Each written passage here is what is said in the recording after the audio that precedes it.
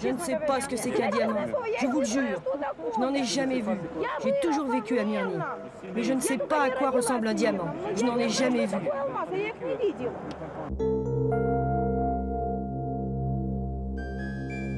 L'Eldorado existe. Un pays de cocagne où l'on ramasse dans les profondeurs de la terre les diamants à pleine poignée.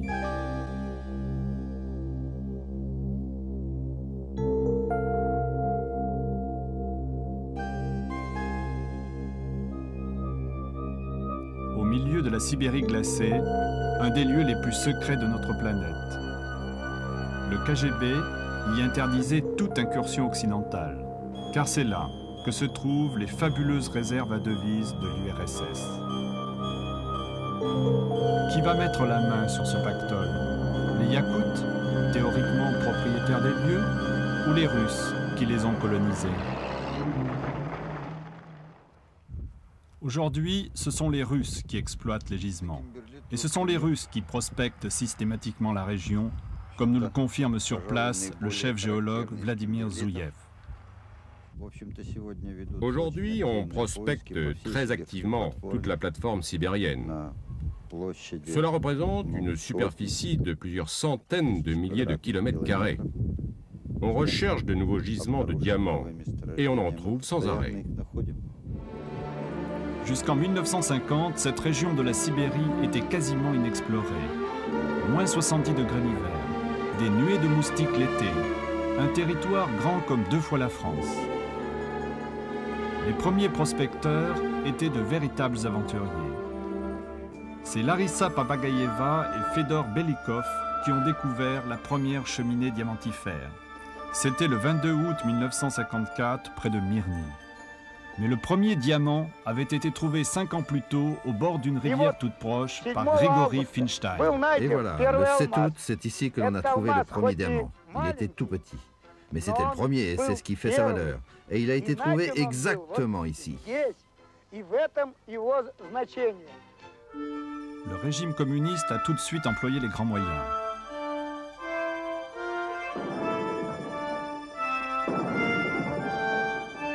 Les villes pionnières de Mirny et d'Oudachny ont très vite été cernées par d'énormes carrières à ciel ouvert.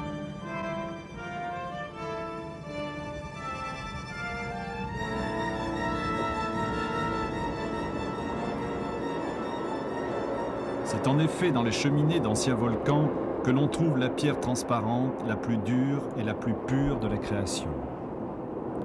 Tout le matériel d'exploitation est en excellent état, une gageure en URSS.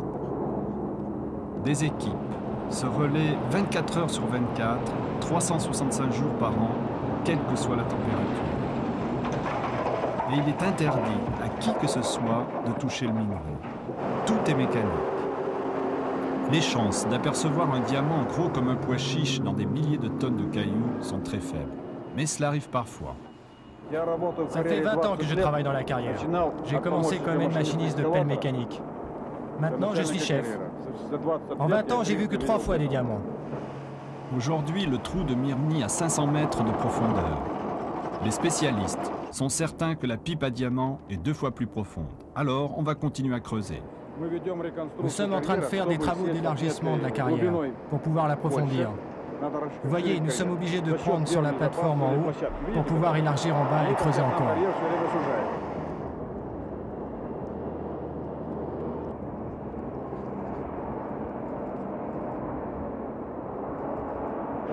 Chaque camion est pesé à la sortie de la carrière. Son chargement de kimberlite, une lave argileuse où sont enchâssés les diamants, est amené jusqu'à l'usine de Mirny. Là aussi, toutes les opérations sont automatisées. Le minerai est concassé en morceaux de quelques centimètres, la taille maximum qu'on puisse espérer d'un gros diamant. En compagnie du directeur, nous arrivons au sanctuaire de l'usine. Là, les particules les plus fines, lavées et triées, sont envoyées sur des rouleaux enduits de graisse, à raison de 5 tonnes à l'heure et par machine. Et le miracle s'accomplit. Environ 10 kilos de pierre restent collés sur le rouleau. Et parmi elles, 5% sont des diamants. un demi-kilo de pierres précieuses. Les morceaux de kimberlite les plus conséquents, eux, sont passés au rayon X. À chaque bruit sec, une chance sur 10 que ce soit du carbone pur, c'est-à-dire un diamant brut de bonne taille. L'Eldorado, surveillé de très près par des caméras vidéo, le voilà. Des dizaines de pierres précieuses en vrac au milieu d'un tas de cailloux.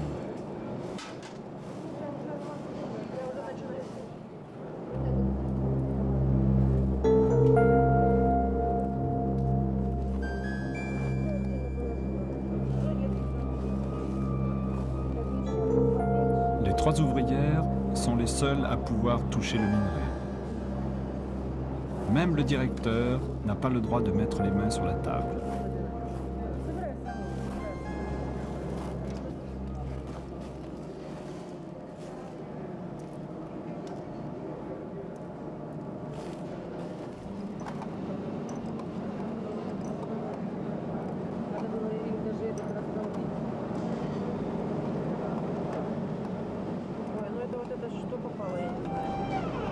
La production de tous les ateliers est concentrée dans le Saint des Saints, la salle de calibrage.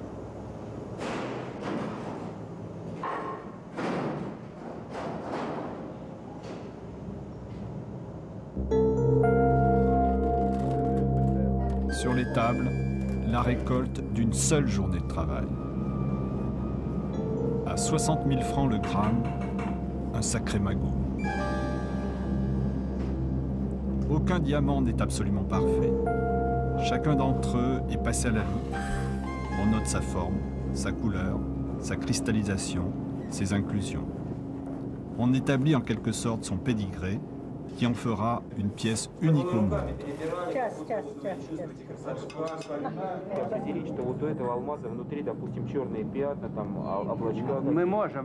Nous pouvons sélectionner, mais on ne nous demande pas à ce stade. Nous devons sortir toutes les pierres ici, quel que soit leur état.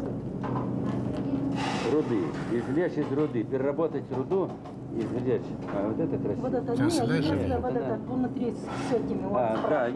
Seuls les plus gros diamants, ceux dont la trouvaille fait monter la fièvre dans l'usine, ont droit à un nom. Ainsi que nous le précise Vladimir Dielovorov, sous-directeur de Yakut Almaz. Là aussi, il y en a un peu. Celle-là, c'est une pierre hachurée et les couleurs citron. Quelle est, à votre avis, la plus belle pièce? La plus belle, peut-être celle-ci. Il n'y a pas longtemps, Boris Yeltsin nous a rendu visite. Lui aussi a demandé la même chose et a souhaité qu'on appelle cette pierre Russie. On l'a appelée Russie.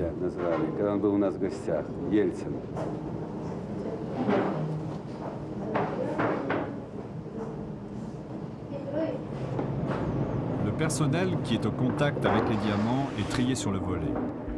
10 ans de travail dans une autre entreprise de la ville. Enquête de moralité et nationalité russe ou yakoute obligatoire. Les mesures de sécurité ont été renforcées depuis 1980, depuis qu'on a pris la main dans le sac des femmes qui sortaient des pierres pour des complices caucasiens.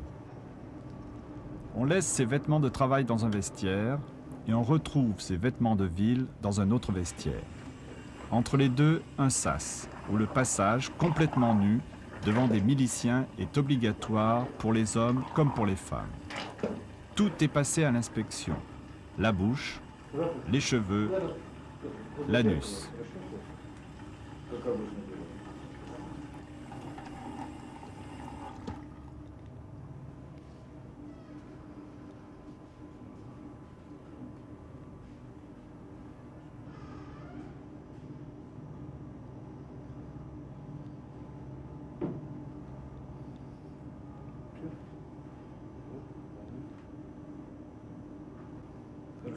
D'accord, c'est bon.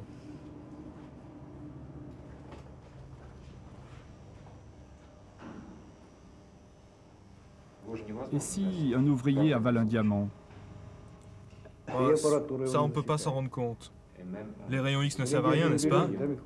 Il y a encore une inspection et un contrôle à la sortie de l'usine. Le système n'est pas encore parfait, sans doute. Il n'y a pas d'appareil qui permette de voir les diamants à l'intérieur du corps.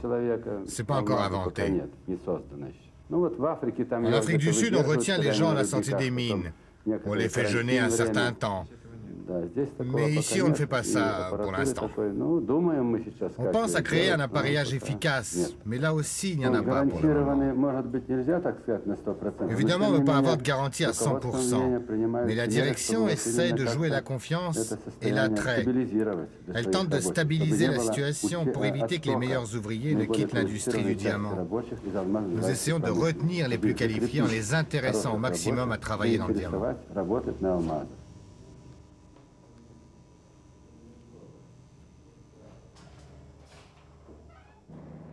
Il est en effet très surprenant de trouver en plein milieu de la Sibérie une véritable oasis de relative prospérité.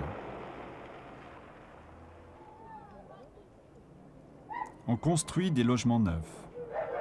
Les magasins regorgent de produits alimentaires. Les restaurants font salle comble tous les jours.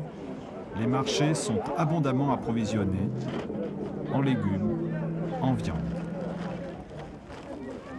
Malgré le climat, beaucoup de gens du Sud viennent s'installer ici illégalement.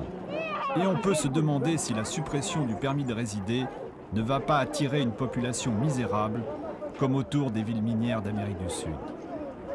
Pour l'instant, la seule file d'attente se trouve devant un magasin bien particulier, celui où l'on peut payer en dollars. Car à Mirny, tout le monde reçoit une partie de son salaire en devises fortes, environ 500 $ par an et par personne. Et qu'est-ce qu'on vend dans ce magasin? De tout, si vous avez des dollars pour payer. C'est selon ce que chacun a gagné. Et vous avez beaucoup? Non, très peu. Moi, je veux des chaussures de sport. Lydia, secrétaire à Yakut Almas, nous explique le fonctionnement du système. Regardez, il y a 2 exemplaires. Pour l'instant, j'ai choisi 3 choses. Ici, il y a écrit 84 $. Ici, le numéro de mon passeport. Là, on marque la marchandise que je commande. Et là, on fait le total.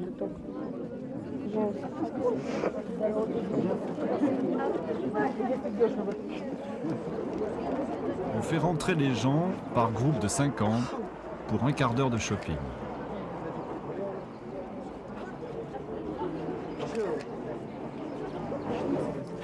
L'intérieur du magasin, c'est véritablement le conte de fées pour un soviétique moyen. La caverne d'Ali Baba. Des magnétoscopes, des téléviseurs japonais, des parfums français, des radios réveils, des téléphones à touche. Autant de produits impossibles à trouver à Moscou ou à Saint-Pétersbourg.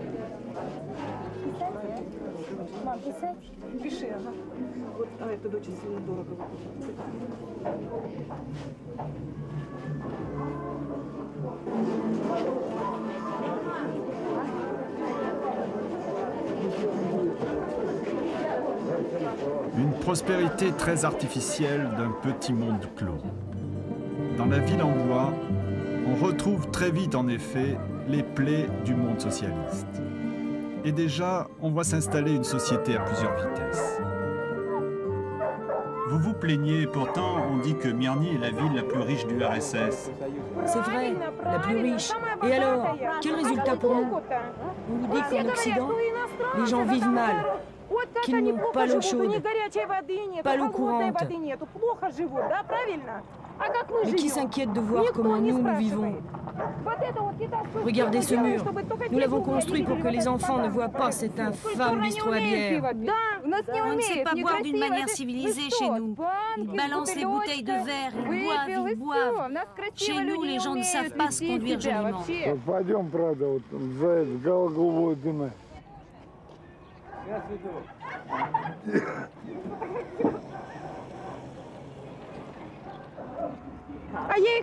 Je ne sais pas ce que c'est qu'un diamant, je vous le jure. Je n'en ai jamais vu. J'ai toujours vécu à Mirny. Mais je ne sais pas à quoi ressemble un diamant. Je n'en ai jamais vu. Des diamants taillés, des brillants, il est tout de même possible d'en voir à Mirny, dans une bijouterie du centre-ville.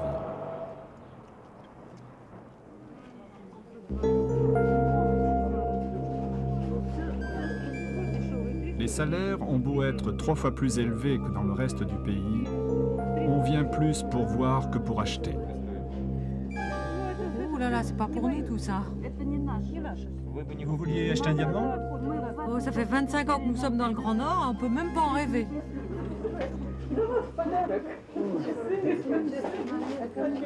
Le diamant suscite également un grand intérêt chez les politiques. Et ce n'est pas pour faire du tourisme que M. Mikhail Botcharov, un des économistes les plus célèbres de l'équipe Eltsine, est venu visiter l'usine de Myrny. Les propos qu'il tenait avant la tentative de putsch sont toujours d'actualité. À votre avis, les diamants que l'on trouve ici doivent appartenir à la Russie ou à l'Union soviétique? Je crois que la question sur la Russie ou l'URSS est mal posée. Pourquoi n'avez-vous pas demandé s'il devait appartenir à la Yakoutie? Le problème est plutôt qu'il existe dans le monde une économie normale de marché. Les diamants appartiennent au monde entier. La question est de savoir comment les vendre. Où les vendre? Ça, c'est la question. Et la solution est apportée par le marché. Il est donc inutile de départager RSFSR, URSS ou Yakoutie. C'est une façon erronée de poser la question. Les producteurs de diamants doivent très normalement payer des impôts.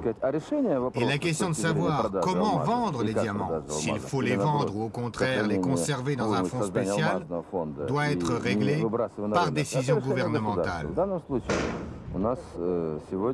Aujourd'hui, c'est le gouvernement de Russie qui décide.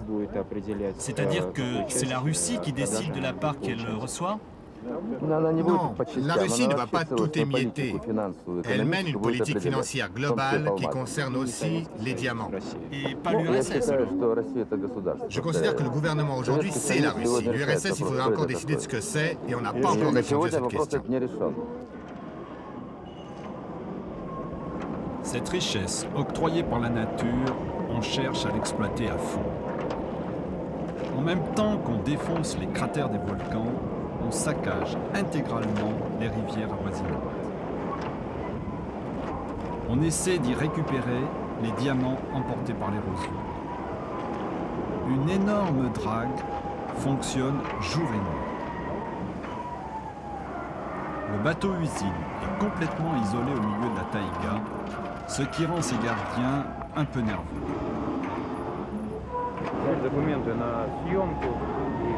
Vous avez les papiers pour filmer? Vous avez une autorisation écrite? Oui, attendez, ça doit être ça. Oui, on en a une, Personne ne nous a prévenus. 10 minutes plus tard, après de multiples coups de téléphone, feu vert pour notre équipe.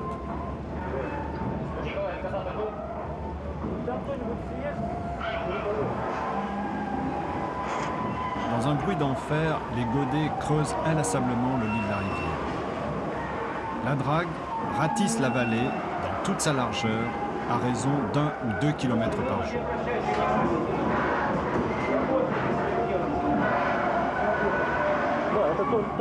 Il faut faire très attention parce que des morceaux entiers peuvent tomber et c'est très dangereux.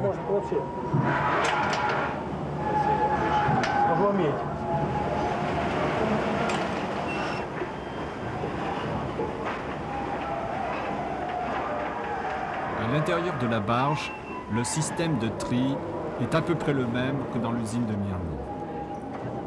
Et l'émotion est la même quand les diamants bruts se mettent à scintiller au milieu des cailloux.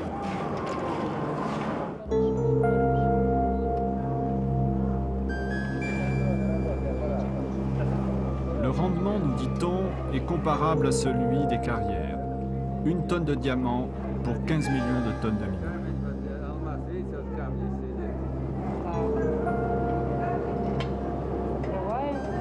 Tout est enfermé dans des boîtes scellées. Tout est pesé. Tout est enfermé dans des coffres-forts.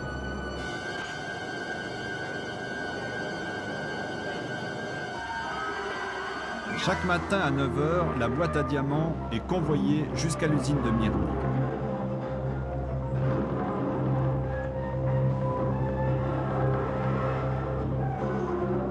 La protection semble bien légère par rapport aux valeurs transportées. Mais il faut savoir qu'il n'y a ni route, ni voie ferrée pour partir de Mirny. On dit aussi qu'un habitant sur 3 est indicateur de police. Le seul moyen de partir, c'est l'avion, évidemment très surveillé. Et c'est en avion que tous les diamants sont envoyés vers Moscou. Le directeur de Yakut Almas et lui seul apprend au dernier moment, par un telex codé, le vol choisi pour le transfert. À Moscou, un organisme d'État, le Gokran, centralise toute la production de pierres précieuses et d'or de l'URSS. Les plus grosses rentrées de devises proviennent de la vente des diamants bruts à l'étranger. Les transactions s'effectuent dans un appartement très discret de l'avenue Kalinine, en plein centre-ville. Спасибо. Камни.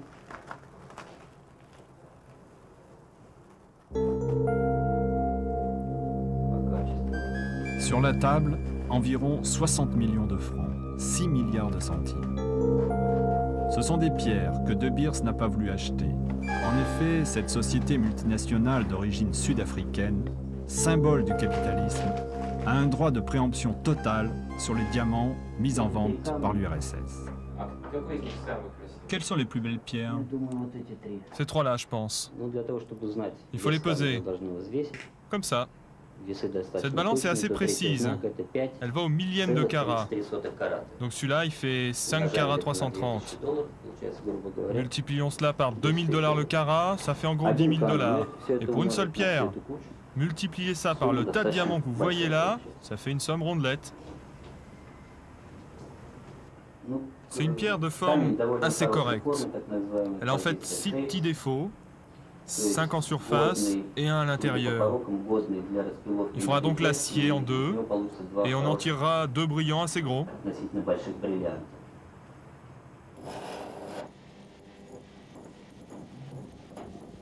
Une partie des diamants bruts est envoyée dans une taillerie de la banlieue de Moscou, l'usine Cristal qui emploie 2000 personnes.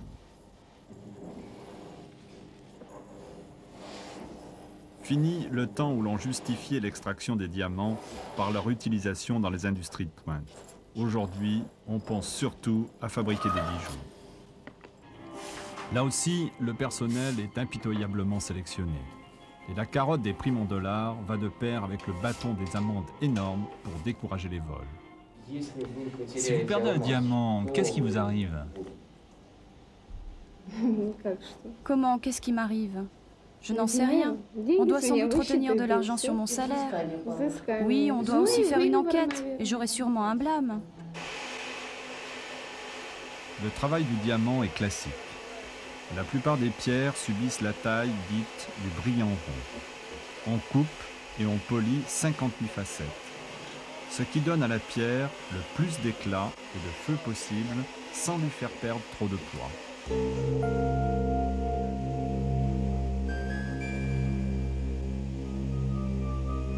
Seul le diamant peut couper le diamant. C'est pourquoi on utilise des disques de bronze enduits de poudre de diamant.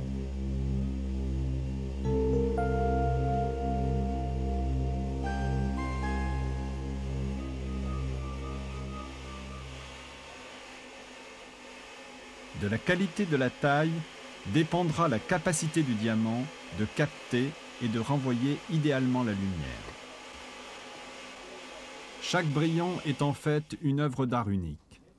Et c'est cette recherche de la perfection qui séduit Léna. Son travail consiste à expertiser les brillants avant qu'ils soient montés sur des bijoux. Et la bague que vous portez au doigt, c'est un brillant? Non. C'est quoi? C'est un zircon. Vous ne ressentez pas une sorte de frustration? Vous travaillez toute la journée avec de vrais diamants et vous en portez un faux? J'éprouve simplement du plaisir en les regardant pendant mon travail. Ça me suffit. Quels sont les chiffres réels de la production de diamants? Une question capitale pour savoir à quel point l'Union soviétique est solvable, puisque ces diamants représentent la moitié de ses réserves en devises. Valéry Roudakov, le plus haut responsable soviétique de l'or et du diamant, refuse de répondre. Il m'est impossible de vous donner trop de précisions. Nos chiffres sont encore tenus secrets. Mais je crois que l'URSS va rendre ses statistiques publiques. Très bientôt, peut-être. Cette hésitation n'est-elle pas due au fait que l'URSS produit moins de diamants qu'elle ne le dit? Il ne serait pas très logique que le FMI apprenne ces chiffres par des journalistes français et non par l'URSS directement. Mais aujourd'hui, c'est l'URSS ou c'est la Russie qui doit donner enfin des informations exactes sur la production? À mon avis, la question n'est pas de savoir qui va diriger cette industrie, mais de savoir si la Russie, la Yakoutie et tous les peuples qui disposent de ces richesses pourront en profiter pour élever leur niveau de vie. C'est aussi bien la Russie, la Yakoutie que d'autres régions. Et vous considérez, comme beaucoup d'autres, que le diamant est une pierre magique?